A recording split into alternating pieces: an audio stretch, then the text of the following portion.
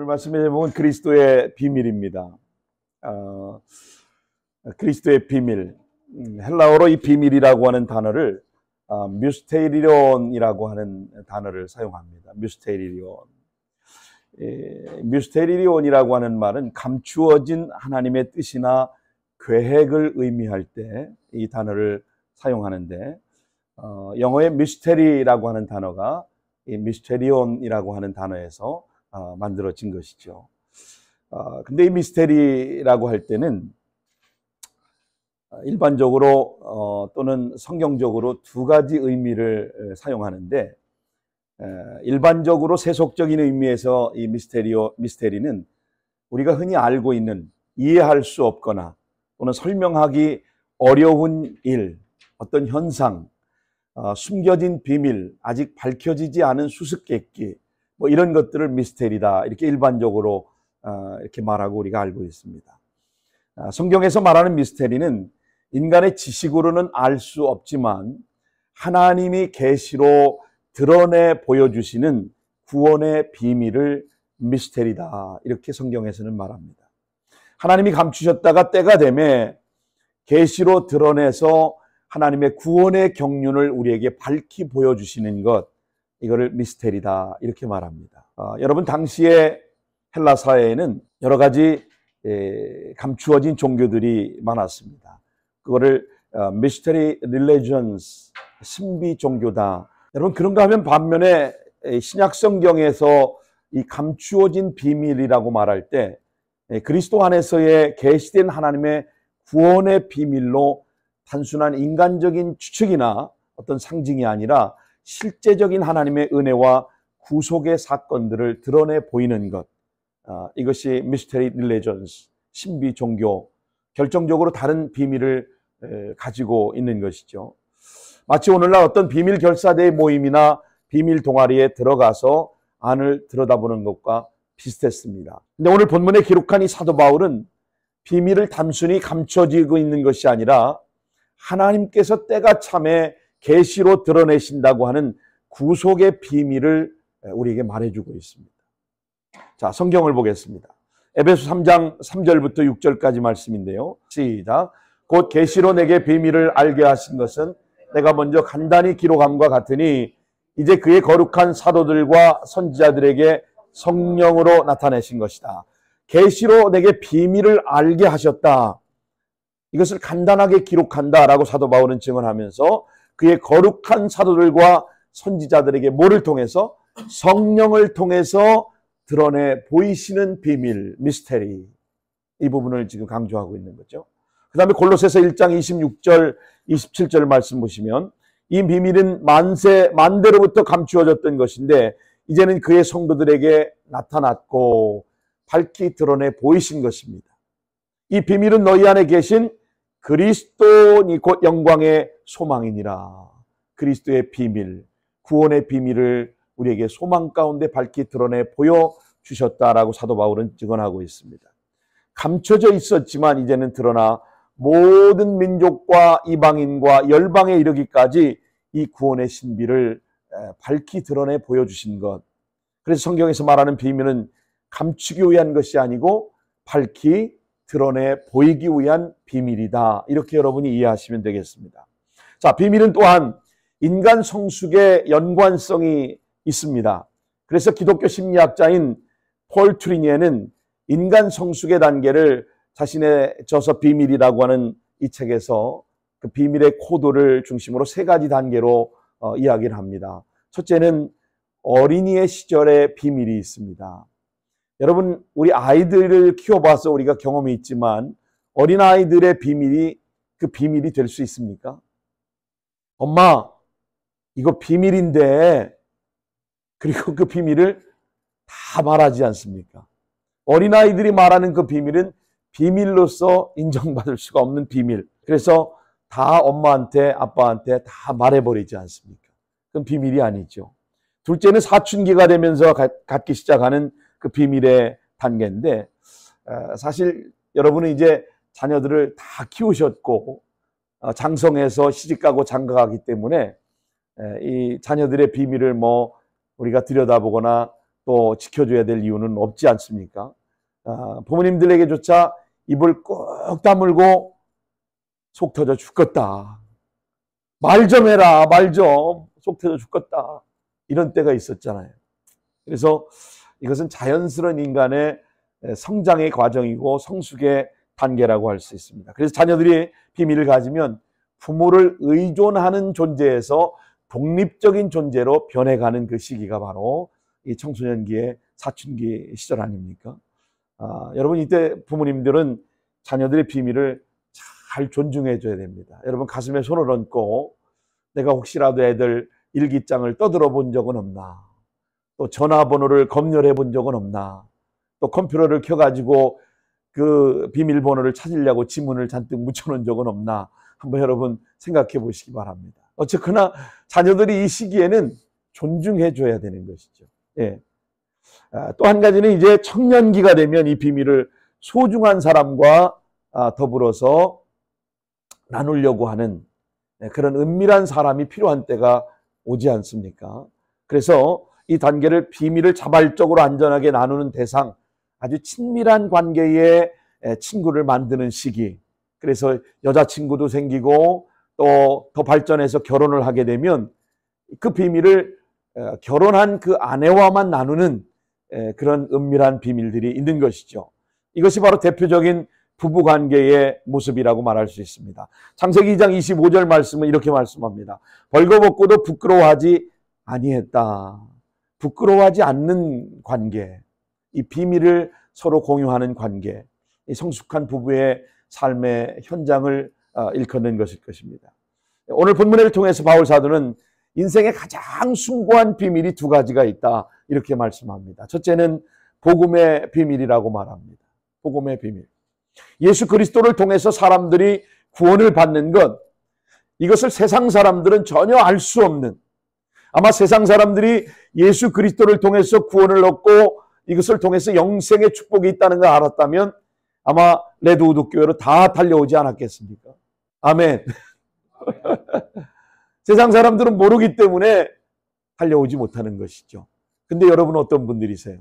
이 비밀을 아셨기 때문에 레드우드 교회에 달려오신 줄로 믿습니다. 여러분 복 받으신 분들이고, 이 비밀을 알고 있다는 것만으로도 여러분은 정말 축복된 존재들이라는 사실을 지난 시간에 말씀드렸습니다만, 여러분은 하나님의 최고의 포이에마라고 말씀드릴 수가 있을 것입니다. 두 번째는 복음을 수용한 사람들의 공동체인 비밀, 이 공동체 교회가 바로 비밀이다. 사도 바울은 이렇게 말합니다. 자, 여러분 오늘 1절부터 7절까지 말씀을 읽은 걸 보면 이 두 번째 비밀에 초점이 맞춰져 있는 것을 우리는 확인해 볼 수가 있습니다. 자, 3절부터 4절 말씀 또 같이 한번 읽어보겠습니다. 시작. 곧 계시로 내게 비밀을 알게 하신 것은 내가 먼저 간단히 기록함 같으니. 4절입니다. 그것을 읽으면 내가 그리스도의 비밀을 깨달은 것을 너희가 알 수 있으리라. 바울이 교회의 비밀을 자신의 지성을 추구하는 지성을 통해서가 아니라 하나님의 계시로 깨달아 알게 되었다라고 그는 고백하고 있습니다. 여러분, 그렇다면 교회가 왜 비밀일까요? 교회가 왜 비밀이고 우리가 이 비밀을 어떻게 해야 한단 말입니까? 교회가 왜 비밀이란 말입니까? 인간관계의 벽이 교회 안에서는 다 무너져 버렸기 때문입니다. 과거에 우리가 이야기하던 상민이나 양반이나 또 부한 자나 가난한 자나 많이 배운 자나 배우지 못한 자나 이 경계가 다 허물어져 버리고 벽이 다 허물어져 버린, 어디서만? 교회 안에서만 그게 가능하게 됐다는 것이죠. 인간관계의 벽이 교회 안에서 다 무너졌기 때문에, 그래서 교회 안에서는 누구나 다 평등한 관계가 되고 누구나 다 평등한 존재가 되었던 것. 여러분, 이것이 비밀이라는 사실입니다. 우리가 지난 시간에 이 말씀 나눌 때 가장 큰 장벽이 유대인과 이방인의 벽이 무너진 것이다. 제가 그런 얘기를 지난 시간에 했었습니다. 이방인들은 성전 안쪽으로 들어갈 수도 없었고 들어가서도 안 되었습니다. 들어가는 순간에 그들은 다 사형에 해당한다고 하는 그런 문구가 적혀 있는 돌을 요세푸스에서 발견됐다고 하는 얘기를 제가 지난 시간에 드렸습니다. 여러분, 복음을 통해서, 그러나 교회 안에는 이 모든 장벽이 다 무너지고 무너진 겁니다. 벽이 무너진 거예요. 다 우리는 하나 되는 공동체를 세워가는 장벽이 없는 그런 교회. 이것이 바로 그리스도께서 우리에게 주신 놀라운 미스테리라고 하는 사실인 것이죠. 자, 6절 말씀을 여러분 한번 보십시오. 이는 누가 이방인들이 무엇으로? 복음으로 말미암아 누구와 함께? 그리스도 예수와 함께 뭐가 됐어요? 상속자가 되고, 이 상속자라는 말은 inheritance라고 하는 기업을 물려줄 자가 된 거예요. 그 다음에 뭐가 됐어요? 지체가 되고, 그 다음에 또 뭐가 됐다고요? 약속에 참여하는 자가 되었다. 할렐루야. 얼마나 큰 은혜요, 얼마나 큰 축복인지 모릅니다. 어떻게 내가 감히 상속자가 되고 어떻게 내가 약속에 참여하는 언약 백성이 될 수 있었겠습니까? 이보다 더 큰 은혜가 어디 있습니까? 성전에도 이방인의 뜰까지만 우리가 접근할 수밖에 없는 그런 존재였어요. 예수 믿고 하나님의 자녀가 되고 이 큰 권세를 누리며 살아간다는 것, 얼마나 축복이고 얼마나 영광인지 알 수가 없습니다. 여러분, 이것은 예수님 이전 시대에는 우리는 상상할 수조차 없었습니다. 자, 본문의 5절 말씀을 이제 한번 읽겠습니다. 시작. 이제 그의 거룩한 사도들과 선지자들에게 성령으로 나타내신 것 같이 다른 세대에서는 사람의 아들들에게 알리지 아니하셨으니. 아멘. 초대교회 당시에 문을 열고 이방인을 수용한다는 건 쉬운 일이 아니었습니다. 이방인을 개취급하던 그런 상태에서 이방인을 수용한다는 건 그건 대단히 어려운 문제였습니다. 근데 놀라운 일을 경험하기 시작합니다. 이방인도 유대인도 다 할례받지 못한 자도 할례받은 자도 교회 안에서 유무상통하며 하나가 되어지는 놀라운 기적이 초대교회에서 일어나기 시작하는 겁니다. 안타까운 것은 오늘 현대교회는 좀처럼 이 벽이 견고하게 아주 철옹벽과 같이 무너지지 않고, 저는 그 본질적인 이유가 우리가 복음이나 하나님의 말씀을 진지하게 수용하지 못하기 때문에 교회 안에 이 장벽이 무너지지 않는 것이 아니겠는가. 복음을 복음으로 하나님의 말씀을 하나님의 말씀으로 받아들였다면 그 복음의 말씀에 순종함이 마땅한 일이 아니겠습니까? 그런데 교회 안에 아직도 장벽이 무너지지 않습니다. 장벽이 무너지지 않을 뿐 아니라 여전히 그 차별이 교회 안에 있다는 겁니다. 왜 그럴까요? 왜 이게 안 될까요? 우리의 신앙생활이 너무나도 의식적인 종교생활에 붙이기 때문에 그렇다고 생각합니다. 종교인이 돼서 예배당 건물 안에서는 굉장히 경건하고 예배 시간대만큼은 이보다 더 훌륭한 예배자가 없을 만큼 경건한 모습으로 예배하는데, 축도가 끝나고 주차장을 빠져나가는 순간부터 A, C부터 시작해가지고 이게 저의 모습이죠. 뭐 말할 것도 없이. 여러분, 지난주에 제가 소개했던 이 금산교회 케이스 여러분 다시 한번 떠올려 보시기 바랍니다.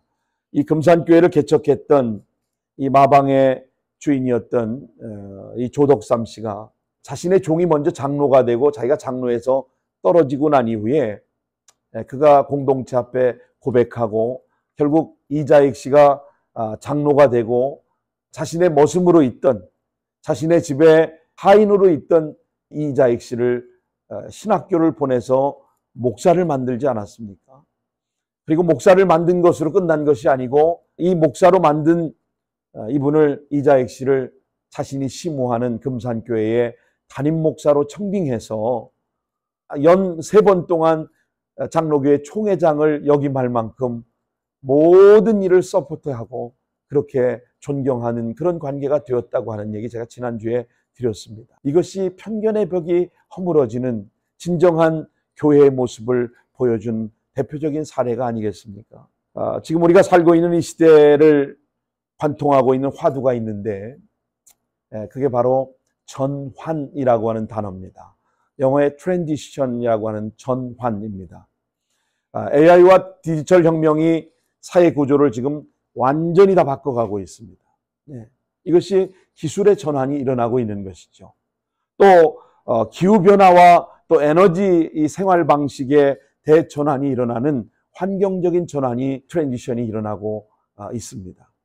세계 질서가 재편되면서 힘의 우위를 자랑하던 미국이 이제는 점점 중국에 밀리는 것 같은 그런 모습들, 이 격동의 시대를 우리가 살아가고 있습니다.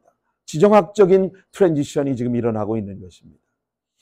불평등과 인구 또는 변화, 복지체계가 새로운 방향으로 사회적인 트랜지션이 지금 일어나고 있습니다. 이제는 우리가 겪었던 4년 동안의 그 코로나, 이건 아무것도 아닙니다. 더 세고 더 큰 문제들이 우리 앞에 다가오게 될 것입니다. 이런 변화를 우리가 경험하고 있는 전환 시대에 우리가 살아가고 있습니다. 제가 그 중에 하나로 여러분에게 정의로운 전환을 위한 전략적 프레임워크라고 하는 extractive economy라고 하는 부분을 제가 한번 인용해서 여러분에게 말씀을 드려보겠습니다. extractive economy라고 하는 것은 이것은 추출 경제라고 이렇게 번역할 수 있겠습니다. 자원과 사람을 소모하는 경제 시스템으로 그렇게 만들어가고 있는 것이죠. 여기에 월드비유는 어떤 거냐? 이 세계관은 컨슈머니즘이라고 하는 사람들이 계속 끊임없이 소비하도록 만드는 겁니다. 계속 돈을 쓰게 하고 계속 소비하게 하는 것이죠. 이것이 결국 식민지적 사고방식으로 한 사람을 점령해서 그 사람을 계속 돈의 노예가 되고 물건의 노예가 되도록 만들어가는 겁니다. 여기에는 노동이라고 하는 것은 착취뿐인 것이죠. 왜 이런 일을 할까? 목적이 있습니다. 부와 권력의 독점입니다. 아마존 같은 이런 글로벌한 기업들이, 이 대기업들이 횡포가 점점 우리의 상권을 침범해서 이 어려운 시대를 우리가 살아가고 있습니다. 이런 부분으로 이제 이어지면서 익스트랙티브 에코노미의 추출 경제를 설명하는 핵심 문장으로 떠오르고 있습니다.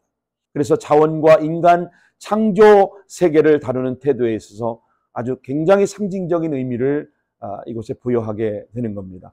그래서 추출 경제라고 하는 것은 자연과 사람을 하나님의 창조된 생명이 아니라 이용 가능한 그런 가치로 본다는 것이죠. 이게 그런 월드뷰 세계관을 가지고 있는 겁니다.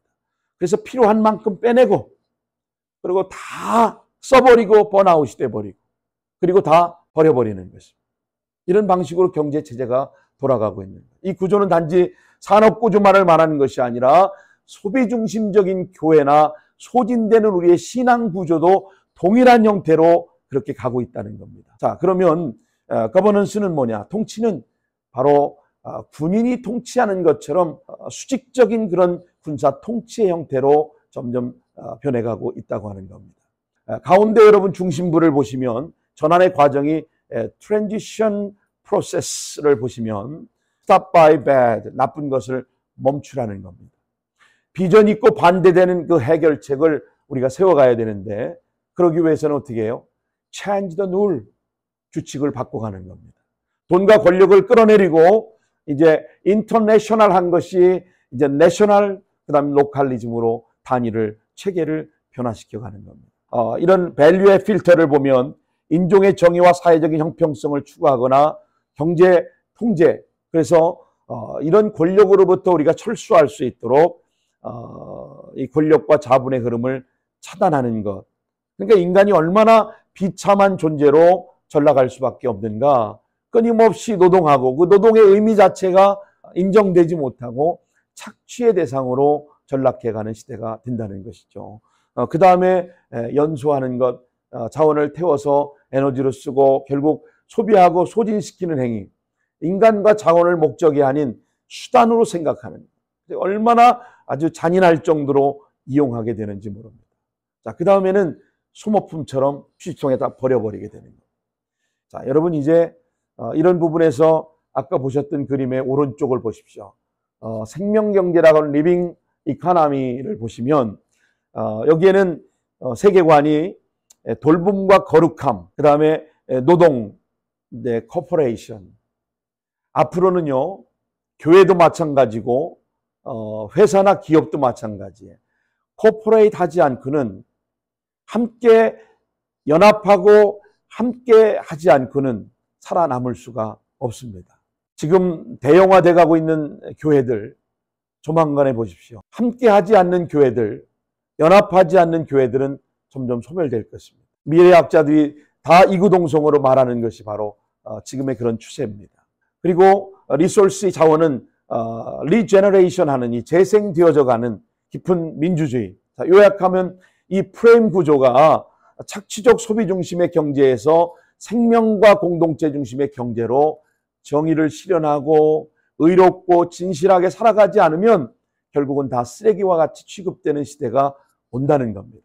우리가 예수 믿는다고 하는 것, 여러분 대단히 위대한 일이고 귀한 일이지만 이 예수 믿는 가치를 제대로 이해하지 못하면 결국 저와 여러분은 덤스터가 되고 마는 겁니다. 쓰레기화 되고 마는 겁니다. 착취당하고 이용당하고 진짜 내가 정체성을 가지고 살아가죠. 진정한 그리스도인의 정체성을 갖고 살지 않으면 우리는 다 이런 존재로 전락하게 되는 겁니다. 제가 여러분 이 구조를 묵상하고 기도하는 가운데 소비하는 교회에서 살아있는 교회로라고 하는 Spiritual Framework for Just and Holy Transition이라고 하는 것을 제가 만들어 봤습니다. 자, From a Consuming Church to a Living Church. 소비하는 교회에서 살아있는 교회로의 전환. 앞으로 이 시대의 교회가 바로 이와 같은 교회가 되지 않고는 그리스도의 비밀을 유지할 수 없게 될 것이다. 자, 글자가 좀 많은데 여러분 한번 주목해 봐주시기 바랍니다. 왼편 쪽에 있던 세속적인 교회 구조, extractive church system이 세계관이 어떠냐? 소비 중심적인 신앙, consumer Christianity. 이런 그리스도인을 전문 용어로 왔다리 갔다리라고 저는 이렇게 정의를 해봤습니다. 왔다리 갔다리. 그리고 이런 분들이 특히 교회를 은혜 받는 곳으로만 보는 식민지적인 사고를 가지고 있습니다. 교회 와서 은혜만 받는 것이 아니에요. 여러분, 한 절 말씀 묵상을 통해서 에브리데이 여러분의 삶의 환경 속에서 하나님 주시는 은혜를 여러분이 직접 받으셔야 되는 거예요. 목사의 설교나 목사의 성경 공부나 가르침은 아주 극히 일부의 소수에 불과한 겁니다. 실제적으로는 여러분이 하나님과 1대1의 관계 속에서 그 주님을 깊이 묵상하고 주님을 깊이 알아가는 그런 신앙의 삶이 되지 않고는 결국은 무너질 수밖에 없는 겁니다. 은혜만 받는 것이 교회가 아닙니다. 자, 이런 노동을 어떻게 합니까? 사역자와 봉사자들이 착취적인 구조를 가지고 있습니다. 그리고 열심은 있으나 관계적 영적인 소진. 나중에 번아웃된 크리스찬들이 교회에서 막 나타나기 시작하는 겁니다. 아니, 지금도 번아웃된 크리스찬들이 교회에서 막 튕겨서 나오고 있지 않습니까? 여러분 그런 경험 해보시지 않았습니까? 열심히 십몇 년 봉사했는데 몸은 병들고 남는 건 없고 결국은 나는 뭔가 마르다가 돼가지고 다 교회를 떠나고 교회를 방황하고 왔다리 갔다리 신자가 되고 마는 이런 모습이 현실에 지금 드러나고 있는 것이죠. 자, 왜 이런 일들이 일어나냐? 그 목적이 뭐냐? 주로 이런 교회나 이런 마인드를 갖고 있는 목회자들은 성장과 숫자에 독점하고 교인이 늘어나면 대단히 기분 좋아하고 마치 자신의 능력으로 교회가 부흥하는 것처럼 착각하는 경우들이 많다는 겁니다. 그리고 교인의 숫자나 헌금 숫자가 줄어들면 의기소침하고 죽상을 하고 있고 교회가 마치 무너질 것처럼 그렇게 여기는 목회자들이 많아지고 있습니다. 하나님 나라가 그분들에게는 존재하지 않는 것이죠. 하나님 나라보다 교회의 브랜딩과 명성에 초점을 맞추고 있는 거예요. 어느 교회. 나는 어느 교회 출신입니다. 나는 어느 교회 다닙니다. 그거 중요하지 않습니다. 자, 어떤 리소스가 있습니까? 인력과 재정을 소모하는 그런 구조가 되는 거예요. 디그하고 번하고 덤프하게 되는. 아까 앞에서도 설명했던 것과 똑같습니다. 그래서 헌신은 있지만 지속 가능한 영적 회복의 부재. 번아웃돼서 더 이상은 일하고 싶지도 않고 일할 수도 없는 그런 존재들로 전락하고 마는 겁니다. 헌신은 있지만 영적인 회복이 불가능해. 그래서 요즘 재소 리카버리라고 하는 단어들을 많이 사용하는 이유가 그런 이유입니다. 자, 어떤 거버넌스를 가지고 있습니까? 이제 위계적인 수직적인 리더십, 대단히 밀레트릭한 거버넌스, 이건 수직적인 군사적인 그런 명령 체제로만 이루어지게 되는, 그래서 통제 중심이 대단히 스트롱해지는 그런 모습을 보게 됩니다. 자, 그러면 어떻게 이 전환의 과정이 프로세스 오브 홀리 트랜지션이 돼야 되느냐? 전환의 과정은 바로 세속적 패턴을 멈추라는 겁니다. 탐욕과 피로와 불신과 폐쇄성을 중단하고 무너진 단을 수축하는 것이 바로 이런 겁니다. 우리의 신앙과 우리의 마음들이 하나님께로 다시 한번 회복되어지고 다시 빌드업할 수 있는, 그래서 로마서 12장 2절에 너희는 이 세대를 본받지 말라 그렇게 말합니다. 이 세대를 본받지 말라. 어떤 체인지된 룰이 필요합니까? 질서를 새롭게 해야 되는 겁니다. 영적 리더십을 재정립하고 로컬, 내셔널, 글로벌 처치로 확장되어 나갈 수 있다. 하나님의 가치는 돈과 권력이 아니라, 한번 따라 하십시다. 사명과 은혜다. 여러분, 돈과 권력이 아니에요. 교회는 돈이 필요 없지는 않지만 돈이 중요한 건 아닙니다. 돈과 권력으로 교회가 세워져 가면 갈수록 사명과 은혜는 점점 바닥으로 추락하게 될 것입니다. 초대교회 은과 금은 내게 없거니와 내게 있는 것 내게 주노니 나사렛 예수 그리스도의 이름으로 일어나 걸으라. 손을 잡고 일으킬 때 성전 미문에 있던 안진뱅이는 벌떡 일어났습니다. 이런 교회는 너무나도 돈과 권력에 빠져 있기 때문에 예수의 이름을 말해도 능력이 나타나지 않고 예수의 이름을 말해도 감기 하나 고치지 못하는 이런 시대로 전락하고 만 게 오늘 교회입니다. 어떤 밸류와 필터가 필요합니까? 복음의 가치로 걸어가라는 겁니다. 인종과 계층을 넘어서 공동체의 정의를 바로 세우고 편견이 없는 그런 건강한 교회를 만들어가는 겁니다. 자, 성경 읽겠습니다. 갈라디아 3장 28절 말씀 같이 한번 읽습니다. 시작. 너희는 유대인이나 헬라인이나 종이나 자유인이나 남자나 여자나 다 그리스도 예수 안에서 하나이니라. 남자나 여자나 둘이나 이렇게 말하지 않고 one body, one church. 그러면 우리는 어떻게 해야 됩니까? 이런 인종과 계층을 넘어서서 권력보다는 서번트 리더십에 대한 부분을 더 관심을 갖고 섬기는 리더십이 교회 안에 만들어져야 하는 것이죠. 자, 같이 읽습니다. 시작. 인자가 온 것은 섬김을 받으려 함이 아니라 도리어 섬기려 하고. 누가 이렇게 하신 건가요? 예수님이 이렇게 하신 거예요. 인자는 바로 Son of Man, Son of God, 예수님을 말하는 거죠. 예수님은 이 땅에 오실 때 섬김을 받으려 함이 아닙니다. 도리어 섬기려 하고 자기의 목숨을 많은 사람들에게 대속물, 대신 속전을 지불하고 우리를 사주셨다는 거죠. 여러분, 목사는 당연히 성도를 섬기는 일이 가장 우선이 돼야 되겠죠. 목사는 교회에서 군림하고 목사가 추앙을 받고 존중을 받는 것 물론 고마운 일이지만 목사의 포지션은 무릎을 꿇고 성도를 최선을 다해 한 분 한 분을 소중하게 섬기는 게 교회여야 하고 그것이 서번트 리더십의 기본인 것입니다. 그래서 목사를 귀하다고 인정해주고 존중해주는 것이지 무슨 대단한 큰 교회 자신이 담임 목회를 하기 때문에 자신의 권위가 대단한 것처럼 착각해서는 안 된다고 말합니다. 예수님께서 친히 섬김을 받으려 하지 않고 섬기려 하고 많은 사람을 구원하려고 자신의 목숨을 십자가의 대속물로 걸으셨던 분인데 우리가 예수님의 제자의 길을 따라간다면 이런 사명을 갖고 이 길을 걸어가지 않고는 어떻게 이 외로운 고독한 이 좁은 길을 걸어갈 수 있겠습니까? 이런 서번트 섬김이 서번트 리더십이 되어질 때 교회는 창조 질서가 회복되는 것입니다. 자, 같이 한번 또 보시죠. 로마서 8장 19절부터 21절까지 피조물이 고대하는 바는 하나님의 아들들이 나타나는 것이니 피조물이 허무한데 굴복하는 것은 자기 뜻이 아니요 오직 굴복하게 하시는 이로 말미암으니라. 그 바라는 것은 피조물도 썩어짐의 종로로 안 돼서 해방되어 하나님의 자녀들의 영광의 자유에 이르는 것이니라. 할렐루야. 썩어져 없어질 존재가 아니고 여러분은 하나님의 영광을 거머져야 될 존재들이라는 사실을 여러분 잊지 마시기 바랍니다. 여러분 그렇게 귀한 분들이에요. 여러분을 업신여기고 함부로 대하면 안 됩니다. 교회가 여러분을 이토록 허무하게 만들어서는 안 돼요. 여러분 최고의 존중을 받아야 될 포위에 말하는 사실을 사도 바울은 계속 이 교회를 이야기하면서 말해주고 있는 겁니다. 그럴 때 공동체의 회복과 전통이 보존된다고 성경은 말합니다. 자, 초대교회의 모습이 그래서 오늘 이런 모습으로 변해가는 겁니다.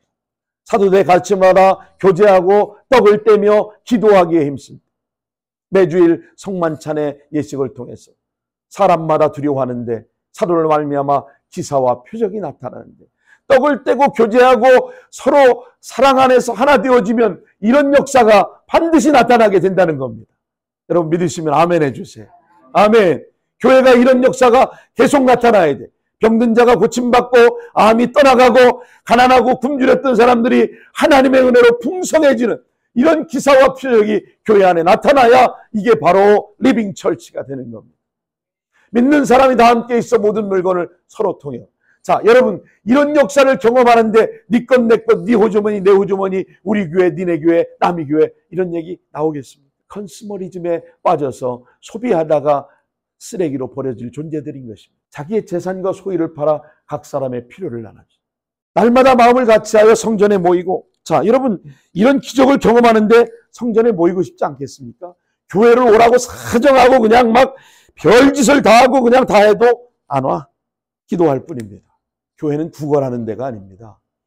여러분 제가 일주일에 신방하고 성도들에게 전화하고 만남을 갖고 밥을 먹고 이러는 이유가 어디 있는 줄 아십니까? 제가 돈이 많아서도 아닙니다. 시간이 많아서도 아니에요. 그 영혼을 향한 하나님의 포의의 말을 바라보니 그 영혼이 정말 주님 앞에 돌아와서 가치 있는 인생을 좀 살아줬으면 좋겠는데 돈이 많으면 무슨 소용이 있습니까? 명예가 있으면 무슨 소용이 있어요? 자신이 어떤 존재인지도 모르고 가치 없는 인생을 살다가 어느 순간인가 하나님 부르셔서 가버리면 빵꾸난 밀짚 모자 쓰고 부끄러운 구원을 받을 텐데 안타까운 마음에 견딜 수 없었어요. 그런데 목사가 마치 교회 부흥 때문에 한 영혼 교회 데려오려고 그 난리를 치는 줄 알았는데 여러분 착각하지 마십시오. 날마다 마음을 같이 성전에 모이기 힘쓰는데 집에서 떡을 떼고 이 초대교회 가정교회를 얘기하는 겁니다. 기쁨과 순전한 마음으로 음식을 먹고 하나님을 찬미하며 온 백성의 칭송을 받아 주께서 구원받는 사람을 다 같이 날마다 더하게 하시니라. 할렐루야. 이게 교회인 것입니다. 교회인 것입니다. 여러분 공동체성의 회복과 전통의 보존은 바로 이렇게 되는 겁니다. 자, 그러면 세상의 힘으로부터 우리는 어떻게 해야 될까요? 철수해야 됩니다. 세상의 힘으로부터 우리는 교회를 세속적 시스템과 비교하고 경쟁하지 마십시오. Stop and stop. 이건 바로 굶기고 멈추라는 뜻의 차단하라는 의미가 여기 담겨져 있죠. 세속적인 권력과 탐욕의 흐름을 끊어버리는 상징적인 표현을 쓸 때 바로 stop and stop이라고 하는 그런 표현을 하는데요. 여러분 그러기 위해서 우리는 성령에 invest를 해야 합니다. Invest in our power. 네, 성령의 능력에 투자해야 되는 것이죠. 여러분 사도행전 이 말씀을 우리가 아까 읽었는데 거기 보면 feed and grow라고 하는 게 나오죠. 말씀과 기도, 예배와 성도의 교제 속에 파워가 나타나는 겁니다. 새 힘이 나타나는 겁니다. 우리가 한 번쯤은 이렇게 주일날 공동체로 다 모여야 할 이유는 바로 거기에 성령의 시너지가 있기 때문인 것입니다. 힘으로도 안 되고 능으로도 안 되는데 뭘로 된다? By my spirit. 오직 성령으로만 가능하다는 겁니다. 자, 성경 한번 읽어보겠습니다. 자, 같이 읽습니다. 시작. 그가 내게 대답하여 이르되 여호와께서 스룹바벨에게 하신 말씀이 이러하니라. 만군의 여호와께서 말씀하시되 이는 힘으로 되지 아니하며 능력으로 되지 아니하고 오직 나의 영으로 되느니라. 할렐루야. 내 힘, 내 능력이 아니라 by my spirit. 성령의 능력을 통해서 하나님의 교회는 리빙 처치로 세워져 가게 되는 겁니다. 자, 그러면 이제 오른편에 살아있는 리빙 처치, 킹덤 커뮤니티를 만들려면 어떻게 해야 되냐? 여기는 분명한 세계관이 있는데 여러분 이 sacred라고 하는 거는 거룩하다 이런 의미로 쓰여지는데 sacredness라고 하는 거는 거룩을 계속 유지하는 상태를 의미하는 겁니다. 오늘 저와 여러분이 계속 성령 충만함으로 이 거룩을 계속 유지해 가는 겁니다. 그래서 말씀을 읽고 말씀을 묵상하고 함께 공동체 예배에 참여하고 그리고 하나님의 은혜를 사모할 때 이것이 계속 유지가 되어지는 것입니다. 그러면 이 악한 마귀 사단의 권세 나를 틈타지 못하고 잠시 죄가 나를 침범하려고 디아볼로스하고 틈을 벌릴 때 예수의 이름을 명하는 이 더러운 귀신아 떠나갈지어다. 나에게 병마를 주고 가정을 무너뜨리고 자녀의 관계를 회방하는 이 더러운 귀신아 떠나가라. 우리가 명령할 수 있어요. 하나님의 역사가 그곳에 나타나는 겁니다. 하나님의 형상의 회복이 공동체 가운데 나타나게 되는 겁니다. 앞으로 교회나 어떤 기업이든지 간에요, 이 코퍼레이션 하지 않으면, 또 코-레이버링 하지 않으면 다 문 닫게 되어 있습니다. 다 무너지게 되어 있습니다. 우리 교회만 주장하지 마십시오. 내 교회만 자랑하지 마십시오. 곧 무너집니다. 여러분, 함께 일해야 합니다. 함께 연합해야 합니다. 함께 협동해야 합니다. 이건 내 일, 네 일을 구분해서는 안 돼요. 하나님 안에서 그 일이 다 하나님의 일이고 내 일인 걸 믿으시기 바랍니다. 교회가 어떤 일을 한다면 여러분 열일 제껴놓고 다 와서 함께 협력하는 거. 왜요? 내 일이기 때문에. 근데 우리는 지금까지 네 일, 내 일을 규정짓고 그걸 구분하며 배워왔기 때문에 늘 우리의 사고 속엔 내 것, 우리 것, 우리 교회, 내 교회. 코-레이버링 하지 않으면, 코퍼레이션 하지 않으면 이제는 안 되는 겁니다. 자, 이건 제 얘기가 아닙니다.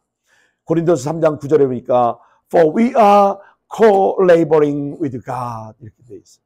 이는 우리가 하나님과 함께 일하는 자들이요. 할렐루야. 하나님과 우리는 함께 일하는 자들입니다. 내 일만 하는 게 아닙니다. 우리 일만 하는 게 아닙니다. 함께 하는 겁니다. 함께 하는 겁니다. 성령의 은사와 다양성이 조화롭게 흐르는 사역. 어떤 목적으로요? 생태적, 사회적, 영적인 안녕, 샬롬, 생명과 정의와 사랑이 확장되기 위해서. 그러기 위해서 우리에게 필요한 리소스가 있습니다. 리제너레이션하고 리뉴하는 재생과 회복이 필요합니다. 오늘 우리가 교회에 오는 것, 말씀을 듣는 것, 기도하는 것, 이거는 바로 다 우리를 리제너레이션 하기 위해서. 날마다 우리는 리제너레이션 해야 돼요. 그래야 여러분 이 은혜의 영적인 생태를 우리가 잘 건강하게 유지할 수 있는 겁니다. 우리가 열심히 운동하고 산행하는 것, 여러분 건강을 지키기 위해서 리제너레이션 하는 겁니다. 영적 삶도 마찬가지. 자, 그럴 때 우리의 가버넌스, 통치는 어떻게 이루어질까요? 만인 제사장으로서의 위대한 역사를 저와 여러분이 이루어가게 될 줄로 믿으시기 바랍니다. 성경 같이 읽겠습니다. 시작. 너희는 택하신 족속이요 왕같은 제사장들이요 거룩한 나라요 그의 소유가 된 백성이니 이는 너희를 어두운 데서 불러내어 그의 기이한 빛에 들어가게 하시니 아름다운 덕을 선포하게 하려 하십니다. 여기 선포라고 하는 말의 헬라어에는 proclaim, 이건 전도를 말하는 겁니다. 에반젤리즘. 오늘 우리를 왜 택하시고 왕같은 제사장이요 거룩한 나요 주님의 소유된 백성으로 만드셨느냐? 아름다운 덕을, 이게 복음입니다. 복음을 proclaim 하기 위해서, 전도하기 위해서, 에반젤리즘 하기 위해서 우리를 이렇게 귀한 존재로 부르시고 우리를 그렇게 만들어 주신 겁니다. 자, 결론적으로 정의로운 전환은 바로 거룩한 트랜지션이 되는 겁니다. 그래서 교회는 단순한 구조개혁이 아닙니다.